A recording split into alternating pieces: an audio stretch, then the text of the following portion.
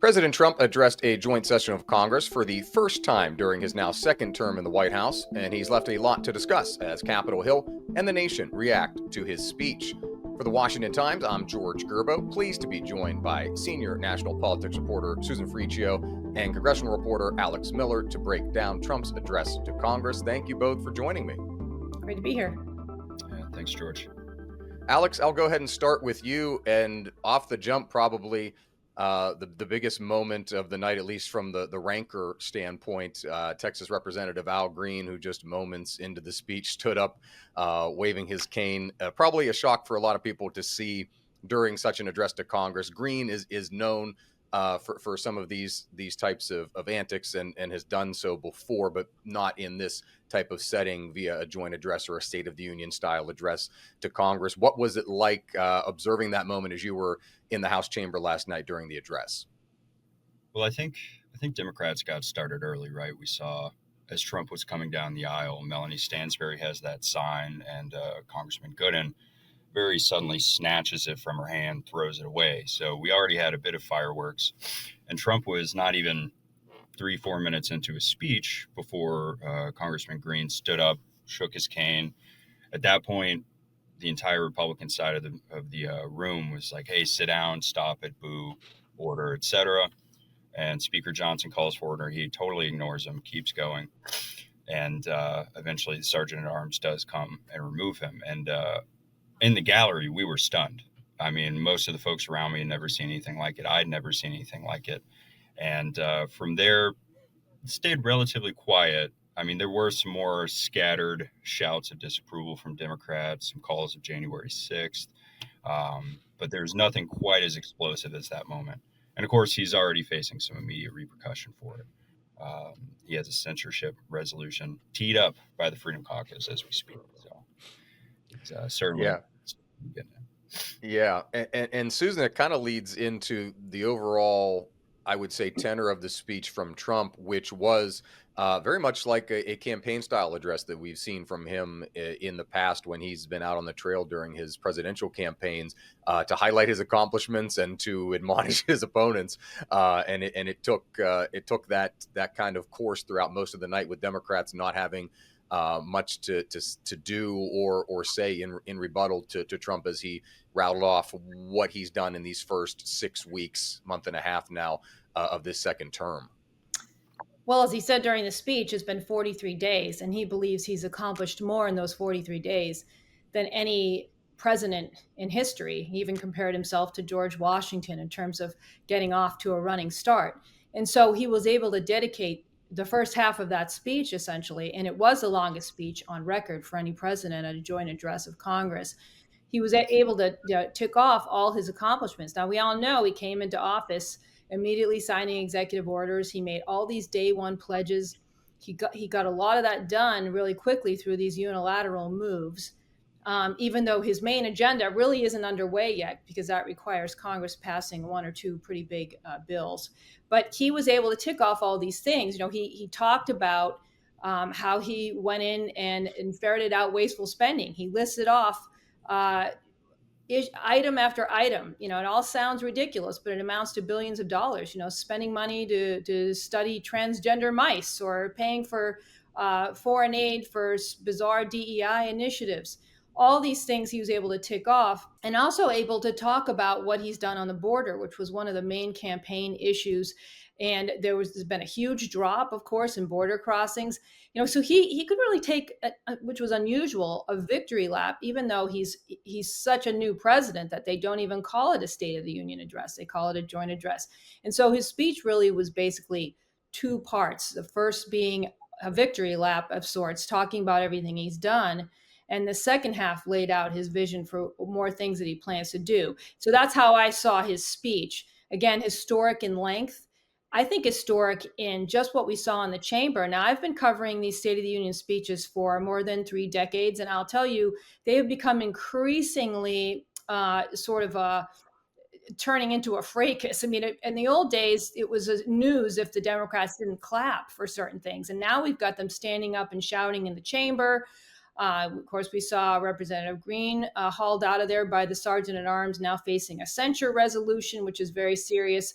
And we had Democrats holding up signs, including when Trump first walked into the chamber, the representative holding up a sign saying, "This is not normal." It was swiped out and thrown up in the air by another. These are things you didn't see 15 years ago. And it's really gotten to the point where Trump is seen by Democrats as someone who they have to show they are actively resisting, because he's plowing ahead with his agenda. And they are hearing from their constituents, a lot of them, especially from these very blue districts, where people are like, their heads are exploding over the firing of federal workers, the cutting off of foreign aid and other spending, and Elon Musk and Doge, all those things. So the atmosphere in the chamber was one of a huge divide between the parties, and Trump standing there over everybody, waving his accomplishments and talking about more that he plans to do. So it was really an unusual speech in that sense. It's certainly exciting TV. I'm curious to see what the ratings are going to be. Alex, I think his strongest point of the night, the president, was on immigration, in my opinion. It's an issue that has animated a lot of people in the campaign season, but it's also an issue that polls have shown crosses ideological, racial, gender, whatever divides, that people do want to see something change on immigration. And I thought the most poignant line was Trump pointing out that there, calls in the past to fix immigration have always relied on Congress, and there needs to be new legislation.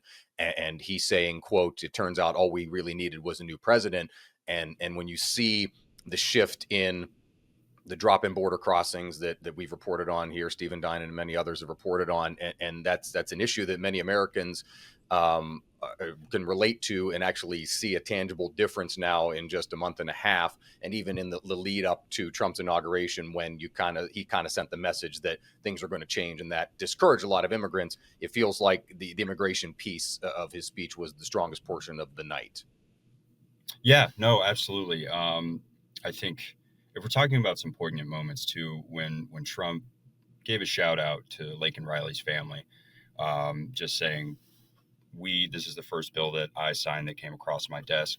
I think it's also crucial to note as well that's the only piece of legislation that this administration has actually signed in terms of border security. Now, of course, they do have funding that's being built into their budget process that they're hoping is going to help to boost more border patrol, keep those border crossings low, et cetera. But if we're talking about actual pen to paper, Lake and Riley Act is the only thing done so far. But you are right. I mean, that was a major component of the speech. I think another thing to keep an eye out for as well is his bashing of the CHIPS Act, which was a bipartisan bill passed easily through both chambers. And there were some Republicans that were kind of looking around the room when he started saying, "Let's take that back. Let's roll that back." I think that's going to be an interesting storyline to follow in the days to come. He also hit on his tariffs, which right now, Susan, you've heavily reported on that. We're kind of in that trade war, is it or is it not, period. And some Republicans that I've spoken with, they see it as a really good thing. They see it as a tool that he can use to leverage better trade opportunities for the U.S., but they're waiting and seeing. So I think he covered so much ground. There's a lot of stuff to unpack about going forward. One thing I found very interesting, and Susan, I don't know if you noticed this, he didn't really respond to the heckling. In the past, you would have expected Trump to maybe lash out and point at this person, point at that person, but he kept his cool. That was a very interesting thing to see. Yeah, he just basically talked over a lot of the yelling. Some of it, of course, required, the sergeant at arms at one point. And then he had that remarkable exchange with Elizabeth Warren after he discussed what was happening in Ukraine. That was another big part of his speech. We all know that the mineral deal with Ukraine blew up last Friday. And then during the speech, Trump talked hopefully about what's going to happen, hopefully for him in the coming days in terms of getting this deal back together. He read aloud a message from Ukraine President Zelensky saying that he was interested in the deal and regretted what happened in the Oval Office. And he went after Democrats who he believes want to continue funding this war in Ukraine, which has been going on for years now. And the U.S. has spent upwards of, at least, so he's saying $350 billion. I'm not sure it's that much, but more than like $150 billion for sure the U.S. has poured into this war and this endless war. And at one point, he said, you want to keep the war going, and he looking over at Democrats because they've been big supporters of continued funding for this. And then he called out Elizabeth Warren using the nickname he gives for her, which is Pocahontas. It's referencing the fact that she claimed Native American heritage as she moved up the career ladder, but then later said, she wasn't really all that Native American after all. So he's stuck with that nickname for her and called her on. That was a really stunning moment to see that exchange. So he didn't completely ignore Democrats. I think he mostly talked over their shout outs, and move the speech along. So yeah, that is true. He's definitely getting accustomed to the resist factor here within the Democratic Party. And he called him out. He said, "Look, Democrats will never clap for anything I do." And I think that point was driven home last night when he introduced his guests, including Mark Vogel, who was released from the Gulag in Russia. They wouldn't stand up and clap. The arrest of one of the organizers of the Abbey Gate bombing that killed 13 American servicemen and injured many, many people. He announced an arrest of someone who's now been extradited to the United States as of this morning. No one would get up and clap for that. A 13-year-old cancer survivor, who DJ Daniel, who he deputized as a Secret Service agent in the chamber. Everyone was brought to tears there, and Democrats sat there sulking in their seats with their arms folded. Truly a bad look for their party as they struggle to get their footing following those elections that wiped them out. So I think you see the divide in the party, and that probably portends what we're going to see going forward as Trump tries to push the legislative side of his agenda. He's done so much unilaterally, which he outlined mostly in the speech last night. All these other things, tax cuts and other big changes, are going to require Congress to take action. And Democrats, of course, hard to see cooperation when you watch what happened in the chamber last night. A lot of them didn't even attend.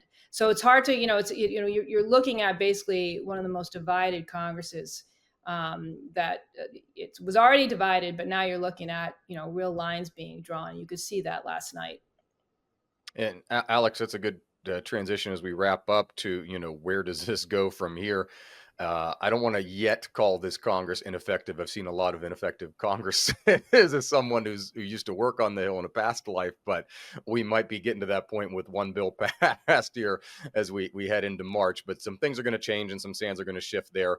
The lay of the land, especially as it comes to the stuff that you and Lindsay McPherson have reported on the CR, which government funding runs out within the next 2 weeks. Congress needs to act on that, let alone, as Susan mentioned, the tax and budgetary plans that Trump has espoused that he wants to see get done. Yeah. So, I mean, CR March 14th deadline is coming faster than a lot of us really wanted or needed right now. But yeah, so Republican leadership in the House, they're pretty firm in wanting to do what would effectively be a year-long bill to the end of September. And they're trying to convince all their members to get on board. Democrats, on the other hand, are very firm in their positioning that they want something short-term. And they would also like to include language that would more or less rein in Trump's ability to determine what happens to congressionally appropriated funds. Their idea behind that is they don't want Elon Musk to be able to move any numbers, switch things over. That's a non-starter for Republicans. But historically, there's a handful that never vote for CRs at all. And so they're going to need a lot, if not all, of Republicans to join in on this thing. They can only afford to lose one vote. Thomas Massey is already a no. He's not going to change his mind. So a group of them are headed to the White House today, and we'll be monitoring that. And more or less, they're just wanting to hear from Trump, hey, can we get serious on spending cuts? And really, that's a driving factor for a lot of these guys in this session right now. It's going to be a topic that's going to proliferate the budget reconciliation process, which they got through the easiest part, passing a budget resolution. The hard work begins when they actually have to go committee by committee. They're not even there yet. There are going to be changes when the Senate gets their hand on that resolution. The House is warning, don't touch too much, but they don't like a lot of the stuff that's baked in there, particularly a lot of the money that could come from Medicaid, which both Trump and Republican leaders have said we're not going to touch. So it's, I'm not ready to say ineffective yet either, but they've got a lot of hurdles to jump before they actually can get the ball rolling. But they're off to a decent start, especially with the nature of the majorities in both chambers. And Susan, I thought, you, as Alex mentioned, you've written extensively on the tariff side of this, and I thought it was kind of, illuminating from Trump to say that, as he called it, quote, a little disturbance may come for a lot of Americans, essentially warning that there's going to be, the turmoil before it gets better, specifically in the prices that people are going to pay. You've seen CEOs of companies come out and say, yes, those costs are going to be passed on to American consumers, and with Trump also announcing during the speech that another round will come down the line here in another month. So we've gone month by month. We had in January, early February, the threat from Canada back down. Now it kicks in here in March, and then potentially another round of retaliatory tariffs to come in April here. What is the path forward in that space, and how do you think this is going to play out as we are now in the midst of a trade war? Well, we may hear fairly soon about a deal with Canada and Mexico that would carve out either some exceptions to these tariffs or some middle ground. At least that's what the Commerce Secretary Howard Lutnick was saying, that that could come as early as Wednesday, Thursday. So we have our ear to the ground on that. What's going to happen there? But Trump has embraced tariffs as a way to reset the U.S. economy, to right the ship, I guess, as you will, because manufacturing jobs, manufacturing plants have all disappeared in America. He wants to bring that back, and already he's accomplished that with some AI plants, Honda plants coming back, SoftBank investment that happened right early on in when he took office. So he wants to bring commerce back to the U.S. And he thinks tariffs are a tool to do that. And he also thinks that tariffs will level the playing field because remember, reciprocal tariffs are because tariffs are on our goods. So they could go up or down. So, in terms of reciprocal tariffs, if an EU nation lowers their tariff, then so would the United States commensurately. And that's what he's trying to say. Like, we're already at an imbalance. That's Trump's view. Now, the Canadians see it differently. They believe most of the imbalance is due to their energy exports. We rely on a lot of electricity from Canada. So you have a big difference there, but Canada needs us more than we need them trade wise. So we have a bit of the upper hand here. And I think you're going to hear some changes to the current Canadian Mexico 25% tariffs very soon. But I do think Trump wants to use tariffs to bring manufacturing back to the United States. And he's saying, well, and you heard the Treasury Secretary say this week, that Wall Street can handle some dips. And of course, we've seen 1,200 points wiped out in the past couple of days, which is not nothing in terms of the Dow Jones. But he thinks that the Wall Street can ride it out in the short term, and then the long term, and that there might be some price increases, but in the long term, America, the economy will be stronger on a better foundation. So he's really trying to do a long-term change in the U.S. economy after years and years and years of losing jobs in manufacturing. Curiously, not many people are writing about this, but Trump has an incredibly huge ally that normally supports the Democrats and all of that, and that is the United Auto Workers. They came out strong for the president and on this week, saying that they fully support what he's doing and that they plan to work with him on these April 2nd tariffs that could affect European imports of cars. So, the tariff situation is sort of like something people thought would be used as a threat and not, an implemented tool. So that's come as a bit of a surprise to all of us how aggressively and quickly he's moving forward with this. But it's really become, at least at the moment, a central part of his economic agenda. And so I'm watching with fascination to see how this all unfolds because he's sticking to it for now. And that's something I don't think everybody fully expected. Susan Ferrechio, Alex Miller, thank you for your time in this discussion. We'll see what the course looks like going forward here in the next couple of months at the White House and on Capitol Hill. Thank you both. Thanks a lot. Yeah, thank you, George. And a reminder to find all of our coverage at WashingtonTimes.com and on the Washington Times app. Check out Susan's work on X at Susan Ferrechio and Alex's coverage at Alex Miller Times. I'm George Gerbo. Thanks for watching, and we'll see you next time.